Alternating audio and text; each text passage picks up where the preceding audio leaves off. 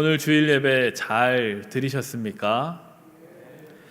네, 늘 하나님의 말씀을 듣고 또 하나님을 예배하는 우리 복된 성도들 다 되시기를 주님의 이름으로 축복합니다. 아멘. 잘 아시는 것처럼 지금 추석 연휴가 이미 시작되었습니다. 오랜만에 가족 친지들을 만나기도 하고 또 안부를 서로 묻기도 할 텐데, 그 전에 우리가 주님 안에서 한 가족 된 우리 신일 가족, 우리 서로 안부를 묻고 또 복을 빌어주면 좋겠습니다. 우리 옆 사람 얼굴을 보면서 이렇게 인사하겠습니다. 주님의 큰 복이 당신에게 넘치기를 바랍니다. 인사하겠습니다.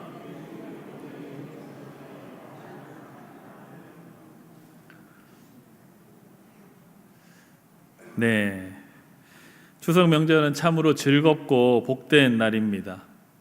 그렇기 때문에 평소에도 그래야 되지만 이런 날일수록 더욱더 우리 주변에 외롭거나 또 쓸쓸한 사람이 없도록 서로를 더 많이 기뻐해주고 또 더 자주 안부를 물어봐주고 서로 우리 주님의 이름으로 축복을 해줘야 됩니다.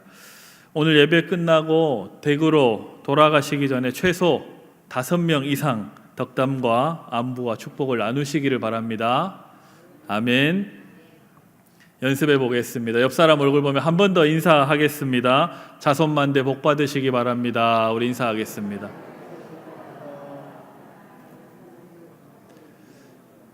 네, 예배 끝나고 꼭 나가시면서 5분 이상 그렇게 인사 나누시면 좋겠습니다. 1차 세계대전이 있었던 때가 우리 1900년대 초반이었습니다. 그때 전쟁의 한복판에 아주 신기한 일이 하나 일어났었습니다. 영국군과 또 독일군이 전투 가운데 있었는데 전쟁이 금방 끝날 거라고 이야기를 했었는데 전쟁이 계속 오래 지속되었습니다. 그래서 계절이 지나고 겨울이 다가오게 되었습니다. 우리가 잘 아는 것처럼 유럽 사람들은 성탄절을 참 중요한 날로 여기고 마치 명절처럼 아주 서로를 축하하고 축복하고 예수님이 우리 가운데 오신 것들을 기뻐하는 마치 절기처럼 그렇게 지냅니다. 전쟁 가운데 성탄절이 다가오게 되었습니다. 영국군과 독일군은 서로 열심히 전쟁에 임하였는데 성탄절이 되는 그날도 어김없이 자신들의 진지에 파놓은 참호 속에 들어가서 전투 준비를 하고 있었습니다. 그런데 이내 밤이 다가오자 각 참호 속에서는 고요한 밤, 거룩한 밤이라는 그 찬송가를 부르는 군인들이 나타나기 시작했습니다. 그 정적 가운데 그 찬송을 듣던 각 나라의 병사들이 캐롤로 서로 화답하면서 그곳이 전쟁터가 아니라 마치 천국과도 같은 그러한 상황이 그 1차 세계대전 가운데 성탄절에 일어나게 된 것입니다. 뿐만 아니라 캐롤이 끝나자 다시 조용해진 그 전쟁 한가운데 독일군 한 병사가 자신이 가지고 있던 크리스마스 작은 트리를 그 참호 바깥으로 올려놓고 불을 켜기 시작했습니다. 또 누군가가 용기 내어 그 작은 트리들을 들고 참호 밖으로 나와서 손에 붙잡고 흔들기 시작했습니다. 전쟁 중에는 상상할 수 없는 일입니다. 참호 밖으로 몸을 내미는 것은 자살 행위나 다름없기 때문에 그렇습니다. 그런데 총성이 울리지 않자 여기저기서 그렇게 불빛을 비추며 서로 예수님이 오신 그 성탄절을 그 여느 때와 같이 함께 노래하고 즐거워했습니다. 영국군과 독일군은 서로 얼싸안기도 하고 서로 악수를 하기도 하며 그날만큼은 총성이 울리지 않는 그러한 날로 보냈다라는 사실입니다. 실제로 있었던 일입니다. 1914년도에 벨기에 한 지역에서 아주 자연스럽게 발생한 사건이라고 역사는 기록하고 있습니다. 누가 시켜서 한 것이 아니라 자연스럽게 그러한 일이 일어났는데 뒤늦게 이 사실을 알게 된 양측 군 수뇌부는 이 사건 때문에 발칵 뒤집히게 되었습니다. 당연히 그러하겠죠. 서로 생사를 넘나드는 전쟁 가운데 양쪽 군사들이 서로를 얼싸안고 함께 친해지는 그러한 일들이 일어났으니 양쪽 군 수뇌부는 주동자를 적발해서 처벌하고 적과 친해지는 상황을 막기 위해서 참호에 배치되는 병사들을 일정 기간에 마다 교체하는 그러한 대책을 수립하게 되었습니다. 그 이후로 성탄 이 명절 전쟁을 잠시 멈추는 정전, 그리고 공식적으로 함께 성탄을 축하하는 이러한 일은 이루어지지 않았지만 암묵적으로 곳곳에서 성탄절이 되면 전쟁 중에라도 잠시 전쟁을 멈추는 일이 발생했다고 합니다. 심지어 기록을 찾아보니 당일치기 친선 축구 경기까지 전선 곳곳에서는 벌어졌다고 합니다. 오늘 우리 청년부는 사부 예배를 마치고 한참 취업에 또 각자 꿈과 비전을 찾기 위해서 고군분투하는 삶을 잠시 멈추고 오늘 예배를 끝나고 순모임으로 모이지 않고 영화를 보고 또 함께 식사하고 축구를 합니다. 그래서 사부 예배 마치고 3시 반경에 이미 모든 청년들이 떠났습니다. 저도 빨리 뒤따라 가야 합니다. 그래서 오늘 설교는 짧게 하려고 했으나 그래도 할 건 해야 됩니다. 이제 시작입니다. 6시 전에는 설교를 마치도록 하겠습니다. 걱정하지 마십시오. 웃으셔야 되는데 너무 진지하십니다. 앞서 들려드린 이 전쟁 중에 서로 총을 겨누고 생사를 넘나드는 이 아주 힘겹고 그러한 절제절명의 상황 중에도 성탄절이 다가오니 서로 덕담을 나누고 그 성탄절을 서로 기뻐하며 보내는데 우리도 이번 추석을 맞이하면서 마치 이러한 것처럼 혹여나 갈등 가운데 있는 가족이나 친지들이 있다면 서로 안부를 묻기도 하고 먼저 복을 빌어주는 그러한 신일의 성도들 다 되시기를 주님의 이름으로 부탁드립니다. 우리 서로 다시 한번 연습해 보겠습니다. 서로 얼굴을 보면서 인사합니다. 주님의 사랑과 복을 나누시기 바랍니다. 인사하겠습니다.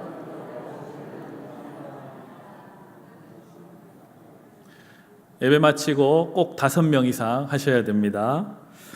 오늘 우리가 함께 읽었던 이 누가복음 16장의 본문을 보면 한 부자가 등장합니다. 오늘 본문 19절을 함께 다시 한번 읽어보도록 하겠습니다. 함께 읽습니다. 한 부자가 있어 자색 옷과 고운 베옷을 입고 날마다 호화롭게 즐기더라. 아멘. 다시 말하자면 이 한 부자는 자신이 가진 것을 누리면서 살았다라는 것입니다. 그리고 그 후반부 오늘 우리가 읽었던 본문 가운데 마지막 절이었던 25절을 보니 아브라함이 부자에 대해서 이렇게 설명합니다. 너는 살았을 때 좋은 것을 받았고. 그런데 이 구절을 잘 들여다보면 특별히 부자가 악하게 살았거나 가난한 자들을 억압하고 착취한 것이 아니라 하나님의 보호하심과 은혜 가운데 하나님 주신 부와 명성을 누렸다는 것입니다. 크게 이상한 점을 찾아보기가 어렵습니다. 그런데 결론은 어떻게 됩니까? 이 부자는 죽어서 음부, 곧 지옥에 떨어지게 됩니다. 그리고 오늘 본문 20절을 보니 나사로라 이름하는 거지가 등장합니다. 거지 나사로는 그 부자가 사는 집에서 나오는 부스러기들로 연명하면서 살다가 죽게 되었습니다. 그런데 나사로는 천사들에게 받들려서 천국으로 가게 됩니다. 이 두 사실만 놓고 보면 뭔가 이상하지 않으십니까? 거지 나사로, 이 거지 나사로가 무언가 선한 일을 했거나 하나님 보시기에 기쁜 삶을 살았다고, 하나님의 말씀을 따라 순종했다고 하는 그러한 말씀은 어디에도 없습니다. 그냥 가난한 삶을 살다가 죽었을 뿐입니다. 그런데 우리 하나님께서는 이 거지 나사로를 천국에서 위로받게 해 주셨습니다. 25절 말씀입니다. 우리 25절 말씀 함께 읽어보도록 하겠습니다. 함께 읽습니다. 아브라함이 이르되 너는 살았을 때 좋은 것을 받았고 나사로는 고난을 받았으니 이것을 기억하라. 이제 그는 여기서 위로를 받고 너는 괴로움을 받느니라. 아멘. 나사로라 이름하는 이 이름의 뜻은 하나님이 도우신다, 하나님이 도우셨다라는 뜻을 가지고 있습니다. 거지 나사로는 그러니까 한 사람이 아니라 모든 가난한 사람을 대표하는 인물입니다. 다시 말하자면 하나님께서는 이 땅에 존재하는 모든 가난한 사람, 나사로처럼 누군가의 도움과 보살핌 없이는 살아가기 참 힘들고 벅찬 그 사람들을 특별히 편애하시는 그분이 바로 우리가 믿는 하나님이십니다. 뿐만 아니라 하나님께서는 성도된 우리들이 이러한 우리 주변에 있는 나사로들을 보살피고 돕기를 기대하고 계십니다. 오늘 이 누가복음 16장 본문뿐만 아니라 구약 성경의 여러 곳에서도 이렇게 편애하시는 하나님, 특별히 가난하고 소외된 자들을 더 많이 사랑하시고 돌보시는 그 하나님의 성품을 발견할 수 있습니다. 예를 한번 들어보겠습니다. 구약시대 북이스라엘이 아수르의 멸망을 당하고 이제 남유다만 남은 그 상황 가운데 일어났던 일입니다. 남유다의 마지막 왕은 시드기야 왕입니다. 시드기야는 이제 망해가는 그 나라의 마지막 왕으로 바벨론이라는 거대한 제국에 맞서 있었습니다.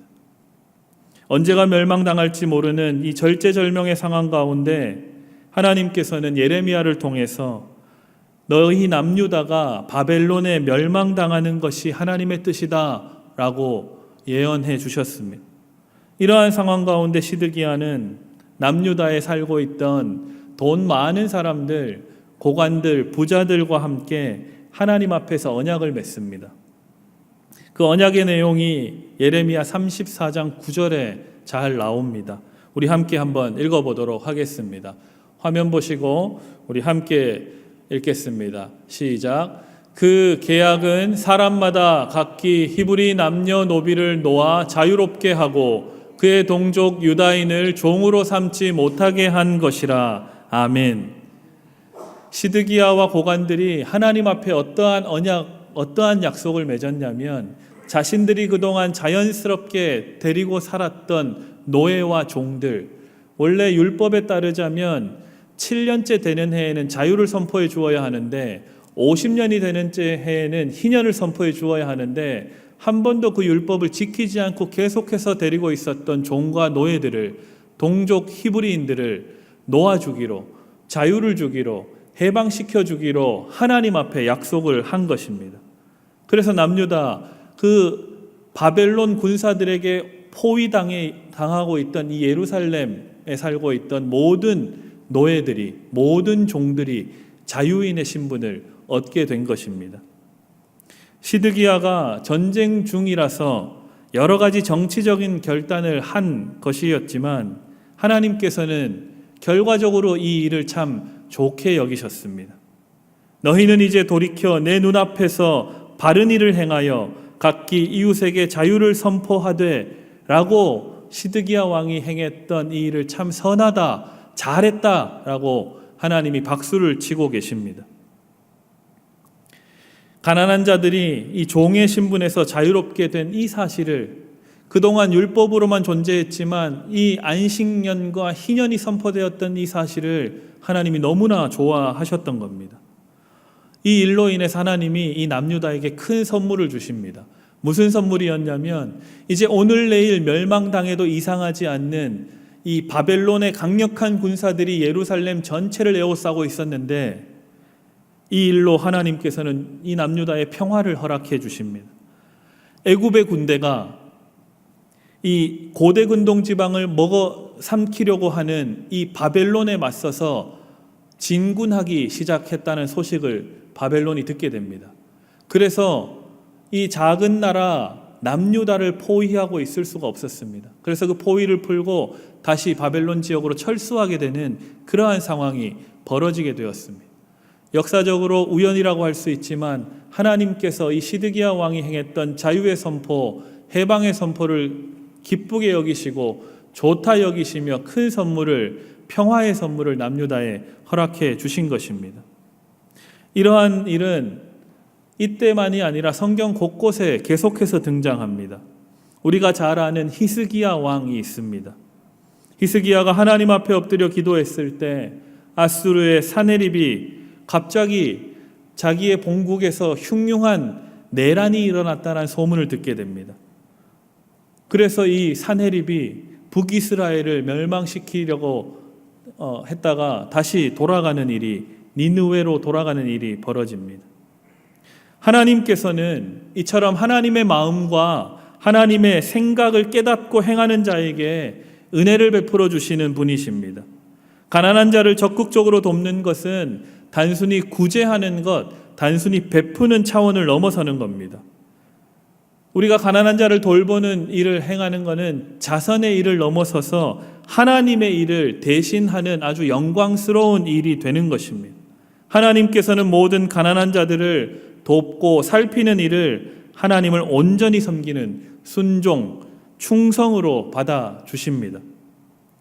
우리 예수님도 마찬가지셨습니다. 이러한 하나님의 가난한 자들을 향한 특별한 사랑, 편애하심을 잘 알고 계셨습니다. 그래서 가는 곳마다 가난한 자들, 우리 예수님은 가는 곳마다 소외된 자들을 만나십니다. 그들에게 위로의 말씀을 전해주시고 아픈 자들을 낫게 해주십니다. 새로운 삶을 살아갈 수 있도록 죄를 사해 주셨습니다. 그리고 너희 가난한 자들에게 복이 있나니 천국이 너희의 것이라고 약속해 주셨습니다. 이와는 반대로 화 있을진저 너희 부요한 자여 너희는 너희의 위로를 이미 받았도다 라고 부자들을 안타까워하시며 경고하십니다. 누가복음 6장 25절에 잘 나와 있습니다. 우리 함께 한번 읽어보겠습니다. 함께 읽습니다. 화 있을진저 너희 지금 배부른 자여 너희는 줄이리로다. 화 있을진저 너희 지금 웃는 자여 너희가 애통하며 울리로다. 아멘. 여러분 어디에 속하십니까? 부요한 자이십니까? 가난한 자이십니까? 잘 생각해 보십시오. 우리 대부분은 전 지구적으로 보았을 때 부요한 자에 속합니다. 우리의 손을 펼쳐서 주변에 마음이 가난한 자, 실제적으로 경제적으로 가난한 자, 어려움에 있는 자들을 향해서 더욱더 우리의 가진 것을 나누어 가야 합니다. 하나님을 잘 믿는 농부가 있었습니다. 밤늦게 논에다 물을 데워놓고 다음날 그 물이 가득 차 있을 것을 상상하고 아침에 일찍 논으로 나갔습니다. 그런데 웬걸 논에 물이 하나도 차 있지 않는 겁니다. 그 물이 물길이 다른 곳으로 나 있는 것을 발견했습니다. 그 물을 빼간 사람은 다름 아닌 건너집에 살고 있는 가난한 농부였습니다. 그 물길을 자기 집으로 돌려놓은 것입니다. 하나님을 잘 믿는 이 부자 농부는 화가 났지만 성경 말씀을 떠올리며 참기로 했습니다. 그런데 그날 밤에 다시 물길을 돌려 자기 집에 논에 물을 대려고 했는데 또 그 다음날 가보니 또 물길이 틀어져 있었습니다. 이런 일을 며칠 반복하자 계속해서 그 하나님을 잘 믿는 농부의 마음에 불편함이 생기기 시작했습니다. 그런데 계속해서 하나님의 말씀을 생각하며 70번씩 7번이라도 용서해야 된다는 그 말씀을 기억하고 또 참기로 용서하기로 결정합니다. 그런데 하나님의 말씀을 믿고 용서하기로 결정하였는데 이 부자의 마음에는 계속해서 불편한 마음이 남아있는 겁니다. 하나님의 말씀을 의지해서 이웃집에 사는 그 가난한 농부의 그 태도를 용서했지만 마음에 평화가 없었습니다. 그래서 그 주변에 있는 교회 목사님을 찾아가서 묻습니다. 저는 이러한 일을 당했는데 보복한 적도 없고 오히려 하나님을 믿고 그 말씀에 의지해서 오히려 용서하고 양보해 주었습니다. 그런데 제 마음에 여전히 불편함이 있고 평화가 없습니다. 저는 어떻게 해야 됩니까? 라고 그 목사님에게 묻습니다. 왜 제게 기쁨이 없는 거죠? 하나님의 말씀대로 했는데 라고 묻자 목사님이 대답하십니다. 당신이 직접 그의 논에 물을 대주기 전에는 마음의 평안과 기쁨이 오지 않을 것입니다. 가서 직접 그 이웃집에 살고 있는 가난한 농부의 상황을 살피고 그 집에 필요를 채워주십시오. 그러하면 그 마음에 하나님 주신 평안과 기쁨이 넘치게 될 것입니다. 라고 대답을 하십니다. 사랑하는 성도 여러분, 매주 하나님을 예배하고 이렇게 주일 오후까지 하나님을 열심히 예배하는 우리 신실한 여러분들을 우리 주님께서는 참으로 사랑하시고 기뻐하십니다. 믿으십니까? 아멘. 그래서 하나님께서는 여러분에게 주시고자 넘치는 은혜와 복을 쌓아놓고 계십니다. 특별히 이 귀한 명절에 더욱더 우리 주변에 살아가고 있는 가난하고 소외된 이웃을 돌아보고 또 그들의 필요를 실제적으로 채워주는 신일의 성도들 되시기를 부탁드립니다. 말씀을 들을 뿐만 아니라 그 말씀에 순종해서 하나님 우리에게 예비하신 은혜와 복을 다 누리시는 하나님의 편애하심을 경험하는 여러분 다 되시기를 주님의 이름으로 축복합니다. 아멘. 기도하겠습니다. 하나님 아버지 감사합니다. 우리를 사랑해 주셔서 하나님의 자녀 삼아 주셨고 오늘도 우리에게 은혜 주시고 하나님을 예배할 수 있게 하시고 주님의 마음을 깨닫게 하시니 감사합니다. 하나님 우리에게 귀한 추석 명절 허락하셨는데 이 명절을 보내며 나와 내 가족만 기뻐하는 것이 아니라 우리 주변에 소외되고 가난하고 힘들어하는 사람들은 없는지 돌아보며 실제로 하나님 주신 그 은혜들을 나누고 실제로 우리가 가진 것들을 기꺼이 나눌 수 있는 우리 사랑하는 모든 신일의 성도들 될 수 있도록 주님 힘주시고 믿음 더하여 주옵소서.